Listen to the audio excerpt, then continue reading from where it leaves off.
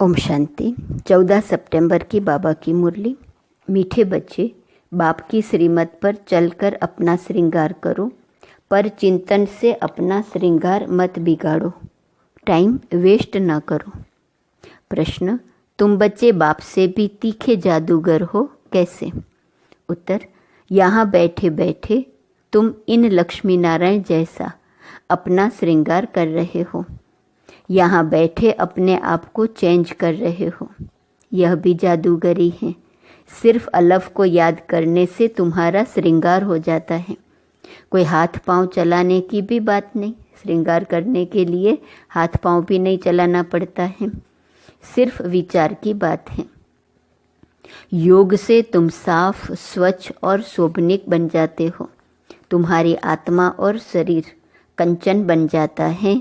यह भी कमाल है ना। ओम शांति। रूहानी जादूगर बैठ रूहानी बच्चों को, जो बाप से भी तीखे जादूगर हैं, उन्हों को समझाते हैं तुम यहाँ क्या कर रहे हो। यहाँ बैठे कोई चुरपुर नहीं। बाप अथवा साजन सजनियों को युक्ति बता रहे हैं। साजन कहते हैं यहाँ बैठे तुम क्या करते हो। अपने को तुम ऐसे लक्ष्मी नारायण मिसल श्रृंगार रहे हो। कोई समझेंगे? तुम यहाँ सब बैठे हो, फिर नंबरवार पुरुषार्थ अनुसार तो हो ही न। बाप कहते हैं ऐसे श्रृंगारे हुए बनना है। तुम्हारी एम ऑब्जेक्ट ही यह है, भविष्य अमरपुरी के लिए। यहाँ बैठे हुए तुम क्या कर रहे हो? पैराडाइज के श्रृंगार के लिए पुरुषार्थ कर रहे हो। इसको क्या कहें? यहाँ बैठे हुए अपने को चेंज कर रहे हो। उठते बैठते चलते बाप ने एक मन मना भव की चाबी दे दी है। बस एक, सिवाय इसके और कोई भी फालतू बातें सुनाकर टाइम वेस्ट मत करो। तुम अपने ही श्रृंगार में लगे रहो। दूसरा करता है वह नहीं, इसमें तुम्हारा क्या जाता है। तुम अपने पुरुषार्थ में रहो। कितनी समझ की बातें हैं। कोई नया सुनेगा तो जरूर वंडर खाएगा। तुम्हारे में कोई तो अपना श्रृंगार कर रहे हैं, कोई तो और ही बिगाड़ रहे हैं, पर चिंतन आदि में टाइम वेस्ट करते रहते हैं। बाप बच्चों को समझाते हैं तुम सिर्फ अपने को देखो कि हम क्या कर रहे हैं। बहुत छोटी युक्ति बताई है, बस एक ही अक्षर है, मन मना भव। तुम यहाँ बैठे हो, परंतु बुद्धि में है कि सारी सृष्टि का चक्र कैसे फिरता है। अभी फिर से हम विश्व का श्रृंगार कर रहे हैं। तुम कितने पद्मा पदम भाग्यशाली हो। यहाँ बैठे बैठे तुम कितना कार्य करते हो।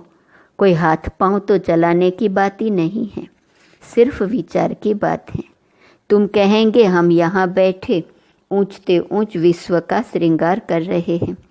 मन मनाभव का मंत्र कितना ऊंच है। इस योग से ही तुम्हारे पाप भस्म होते जाएंगे और तुम साफ बनते बनते फिर कितने शोभनीक हो जाएंगे। अभी आत्मा पतित है तो शरीर की भी हालत देखो क्या हो गई है। अब तुम्हारी आत्मा और काया कंचन बन जाएंगी। यह कमाल है ना। तो ऐसा अपना श्रृंगार करना है। दैवी गुण भी धारण करने हैं। बाप सभी को एक ही रास्ता बताते हैं, अलफ बे। सिर्फ अलफ की बात है। बाप को याद करते रहो तो तुम्हारा श्रृंगार सारा बदल जाएगा।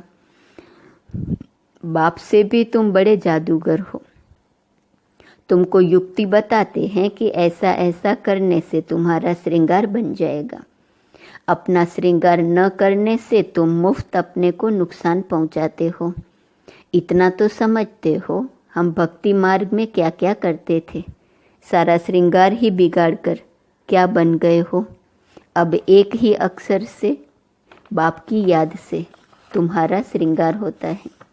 बच्चों को कितना अच्छी रीति समझा कर फ्रेश करते हैं। यहाँ बैठे तुम क्या करते हो? याद की यात्रा में बैठे हो।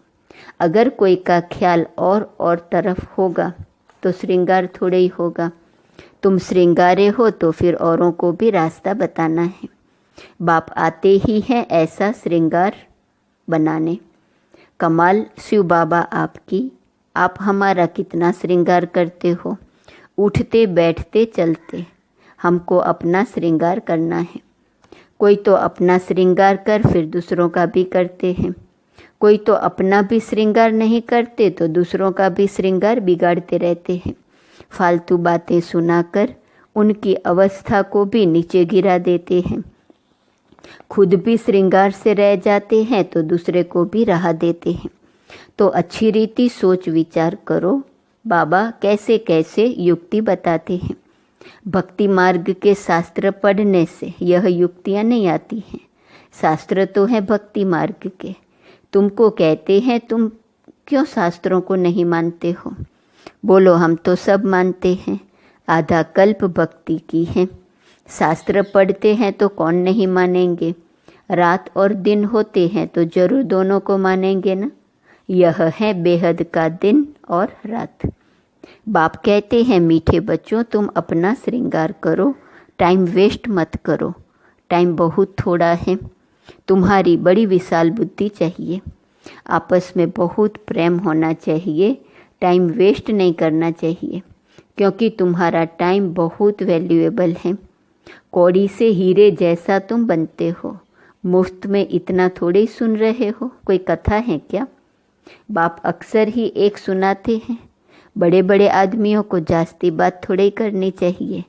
बाप तो सेकंड में जीवन मुक्ति का रास्ता बताते हैं। यह है ही उच्च श्रृंगार वाले। तब तो उन्हों के ही चित्र हैं जिनको बहुत पूजते रहते हैं। जितना बड़ा आदमी होगा उतना बड़ा मंदिर बनाएंगे, बड़ा श्रृंगार करेंगे। आगे तो देवताओं के चित्र पर हीरे का हार पहनाते थे। बाबा को तो अनुभव है ना। बाबा ने खुद हीरे का हार बनाया था लक्ष्मी नारायण के लिए। वास्तव में तो उन्हों जैसी यहाँ पहरवाइश कोई बना ना सके। अभी तुम बना रहे हो नंबरवार पुरुषार्थ अनुसार। तो बाप समझाते हैं बच्चे टाइम वेस्ट न अपना करो न औरों का करो। बाप युक्ति बहुत सहज बताते हैं। मुझे याद करो तो पाप मिट जाए। याद बिगर इतना श्रृंगार हो न सके। तुम यह बनने वाले हो ना। दैवी स्वभाव धारण करना है। इसमें कहने की भी दरकार नहीं, परंतु पत्थर बुद्धि होने कारण सब समझाना पड़ता है। 1 सेकंड की बात है। बाप कहते हैं मीठे मीठे बच्चों तुम अपने बाप को भूलने से कितना श्रृंगार बिगाड़ दिया है। बाप तो कहते हैं चलते फिरते श्रृंगार करते रहो, परंतु माया भी कम नहीं है। कोई कोई लिखते हैं बाबा आपकी माया बहुत तंग करती है। अरे हमारी माया कहाँ है? यह तो खेल है ना। मैं तो तुमको माया से छुड़ाने आया हूँ। मेरी माया फिर काहे की? इस समय पूरा ही इनका राज्य है। जैसे इस रात और दिन में फर्क नहीं हो सकता। यह फिर है बेहद की रात और दिन। इनमें 1 सेकंड का भी फर्क नहीं हो सकता है। अभी तुम बच्चे नंबरवार पुरुषार्थ अनुसार ऐसा श्रृंगार कर रहे हो। बाप कहते हैं चक्रवर्ती राजा बनना है तो चक्र फिराते रहो। भल गृहस्थ व्यवहार में रहो। इसमें सारा बुद्धि से काम लेना है। आत्मा में ही मन बुद्धि है। यहाँ तुमको बाहर का गोरख धंधा कुछ भी नहीं है। यहाँ आते ही हो तुम अपने को श्रृंगारने, रिफ्रेश होने। बाप पढ़ाते तो सबको एक ही जैसा है। यहाँ बाबा पास आते हैं नई नई पॉइंट्स सन्मुख सुनने। फिर घर में जाते हैं तो जो कुछ सुना है वह बाहर निकल जाता है। यहाँ से बाहर निकलने से ही जोली छांट लेते हैं। जो सुना उस पर मनन चिंतन नहीं करते हैं। तुम्हारे लिए तो यहाँ एकांत की जगह बहुत है। बाहर में तो खटमल फिरते रहते हैं। 1-2 का खून करते खून पीते रहते हैं। तो बाप बच्चों को समझाते हैं यह तुम्हारा टाइम मोस्ट वैल्यूएबल है। इसको तुम वेस्ट मत करो। अपने को श्रृंगारने की बहुत युक्तियाँ मिली हैं। मैं सबका उद्धार करने आता हूँ। मैं आया हूँ तुमको विश्व की बादशाही देने। तो अब मुझे याद करो, टाइम वेस्ट मत करो। कामकाज करते भी बाप को याद करते रहो। इतनी ढेर सब आत्माएं आशिक हैं एक परम पिता परमात्मा मासूक की। वह सब जिस्मानी कथाएं आदि तो तुम बहुत सुनते हो। अब बाप कहते हैं वह सब भूल जाओ। भक्ति मार्ग में तुमने मुझे याद किया और वायदा भी किया है, हम आपके ही बनेंगे, ढेर के ढेर आशिकों का एक मासुक। भक्ति मार्ग में कहते हैं ब्रह्म में लीन होंगे। यह सब है फालतू बातें। एक भी मनुष्य मोक्ष को नहीं पा सकता है। यह तो अनादि ड्रामा है। इतने सब एक्टर्स हैं, इसमें जरा भी फर्क नहीं हो सकता है। बाप कहते हैं सिर्फ एक अलफ को याद करो तो तुम्हारा यह श्रृंगार हो जाएगा। अभी तुम यह बन रहे हो। स्मृति में आता है अनेक बार हमने यह श्रृंगार किया है। कल्प कल्प बाबा आप आएंगे, हम आपसे ही सुनेंगे। कितने गुह्य गुह्य पॉइंट्स हैं। बाबा ने युक्ति बहुत अच्छी बताई है। वारी जाऊं ऐसे बाप पर। आशिक मासूक भी सब एक जैसे नहीं होते। यह तो सभी आत्माओं का एक ही मासूक है। जिस्मानी कोई बात नहीं, परंतु तुम्हें संगम युग पर ही बाप से यह युक्ति मिलती है। कहाँ भी तुम जाओ, खाओ पियो, घूमो फिरो, नौकरी करो, अपना श्रृंगार करते रहो। आत्माएं सब एक मासूक के आशिक हैं, बस उनको ही याद करते रहो। कोई कोई बच्चे कहते हम तो 24 घंटे याद करते रहते हैं, परंतु सदैव तो कोई कर नहीं सकते। बहुत में बहुत 2-2.5 घंटे तक। जास्ती अगर लिखें तो बाबा मानता नहीं। दूसरे को स्मृति दिलाते नहीं तो कैसे समझे तुम याद करते हो। क्या कोई डिफ़िकल्ट बात है? कोई इसमें खर्चा है? कुछ भी नहीं। बस बाबा को याद करते रहो तो तुम्हारे पाप कट जाए। दैवी गुण भी धारण करने हैं। पतित कोई शांति धाम व सुख धाम में जा न सके। बाप बच्चों को कहते हैं अपने को आत्मा भाई भाई समझो। 84 जन्मों का पार्ट अभी पूरा होता है। यह पुराना चोला छोड़ने का है। ड्रामा देखो कैसे बना हुआ है। तुम जानते हो नंबरवार पुरुषार्थ अनुसार।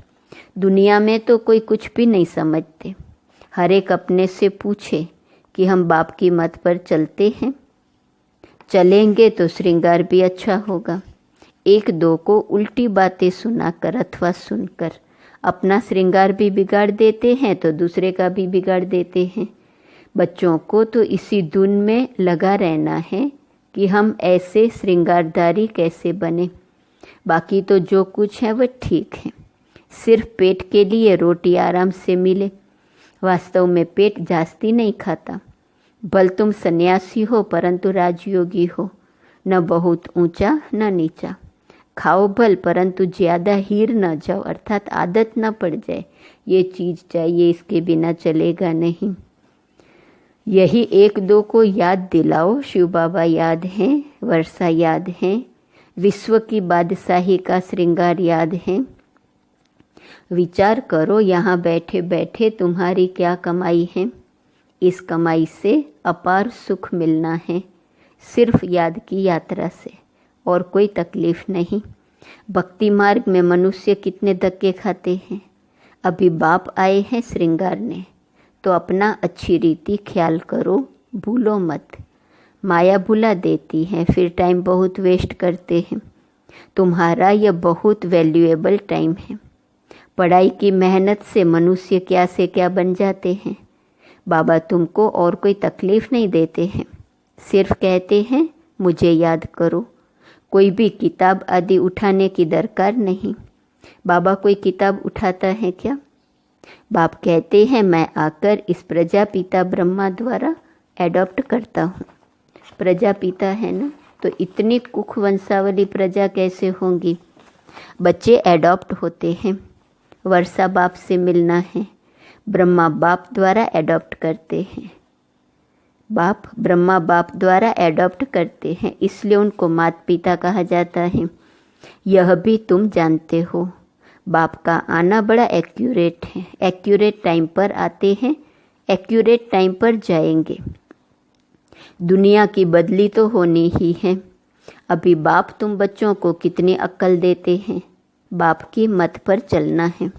स्टूडेंट जो पढ़ते हैं वही बुद्धि में चलना है। तुम भी यह संस्कार ले जाते हो। जैसे बाप में संस्कार हैं वैसे तुम्हारी आत्मा में भी यह संस्कार भरते हैं। फिर जब यहाँ आएंगे तो वही पार्ट रिपीट होगा। नंबरवार पुरुषार्थ अनुसार आएंगे। अपने दिल से पूछो कितना पुरुषार्थ किया है अपने को श्रृंगारने का, टाइम कहाँ वेस्ट तो नहीं किया है। बाप सावधान करते हैं, वाहियात बातों में कहाँ भी टाइम नहीं गंवाओ। कितनी बार आज बाबा ने कहा, यहाँ की वहाँ करने में, पर चिंतन करने में, तेरा मेरा करने में, दूसरों को देखने में, वाहियात बातें करने में अपना टाइम नहीं गंवाओ। बाप की श्रीमत याद रखो, मनुष्य मत पर न चलो। तुमको यह पता थोड़े ही था कि हम पुरानी दुनिया में हैं। बाप ने बताया है कि तुम क्या थे। इस पुरानी दुनिया में कितने अपार दुख हैं। यह भी ड्रामा अनुसार पार्ट मिला हुआ है। ड्रामा अनुसार अनेकानेक विघ्न भी पड़ते हैं। बाप समझाते हैं, बच्चे ये ज्ञान और भक्ति का खेल है, वंडरफुल ड्रामा है। इतनी छोटी आत्मा में सारा पार्ट अविनाशी भरा हुआ है जो बजाती ही रहती है। अच्छा, मीठे मीठे सिकिलदे बच्चों प्रति माता पिता बाप दादा का याद प्यार और गुड मॉर्निंग। रूहानी बाप की रूहानी बच्चों को नमस्ते, रूहानी बच्चों की रूहानी बाप को नमस्ते नमस्ते नमस्ते। धारणा के लिए मुख्य सार, पहली पॉइंट, दूसरी सब बातों को छोड़ इस धुन में रहना है कि हम लक्ष्मी नारायण जैसा श्रृंगारधारी कैसे बने। दूसरी पॉइंट, अपने से पूछना है, एक, हम श्रीमत पर चलकर मनमना भव की चाबी से अपना श्रृंगार ठीक कर रहे हैं।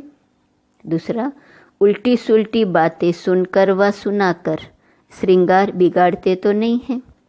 तीसरा, आपस में प्रेम से रहते हैं, अपना वैल्यूएबल टाइम कहीं पर वेस्ट तो नहीं करते हैं। पांचवा, दैवी स्वभाव धारण किया है, यह बातें अपने आप से पूछनी है। आज का वरदान, व्यर्थ संकल्पों के कारण को जानकर उन्हें समाप्त करने वाले समाधान स्वरूप भव। व्यर्थ संकल्प उत्पन्न होने के मुख्य दो कारण हैं, एक अभिमान, दूसरा अपमान। मेरे को कम क्यों, मेरा भी ये पद होना चाहिए, मेरे को भी आगे करना चाहिए। तो इसमें या तो अपना अपमान समझते हो या फिर अभिमान में आते हो। नाम में, मान में, शान में, आगे आने में, सेवा में अभिमान या अपमान महसूस करना, यही व्यर्थ संकल्पों का कारण है। इस कारण को जानकर निवारण करना ही समाधान स्वरूप बनना है। स्लोगन, साइलेंस की शक्ति द्वारा स्वीट होम की यात्रा करना बहुत सहज है। आज का स्वमान है, मैं बेहद का वैरागी हूँ। अव्यक्त इशारे की पॉइंट, 14 सितंबर। वर्तमान विश्व में चारों ओर इच्छाएं बढ़ रही हैं। इच्छाओं के वश आत्माएं परेशान हैं।